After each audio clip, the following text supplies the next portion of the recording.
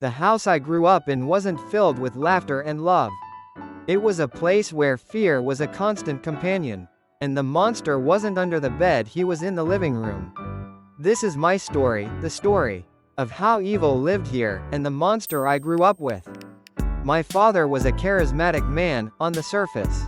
People saw a loving husband, a devoted father. But behind closed doors, a different reality existed. He was a master manipulator, a controller, and his favorite weapon was fear. He'd use it to keep us, my mother and me, in line.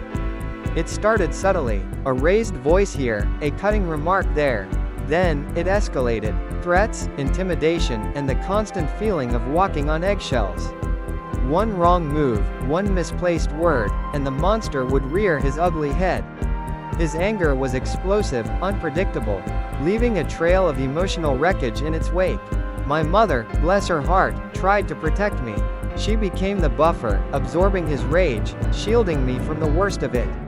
But even she couldn't always protect me. I remember nights spent hiding under the covers, listening to the shouting, the slamming doors, the crushing weight of his fury. The house itself seemed to shrink, to suffocate, under the weight of his presence. He isolated us from the outside world. Friends weren't welcome. Family visits were carefully orchestrated, with strict instructions on what to say and what not to say. He controlled every aspect of our lives, from what we ate to what we wore, to who we could see. Our world became small, defined by his moods and his demands. As I grew older, I began to understand the true nature of the monster. It wasn't just anger, it was a deep-seated insecurity, a need for control. A sickness that consumed him.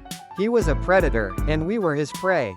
I learned to navigate his moods, to anticipate his outbursts, to become a chameleon, adapting to survive.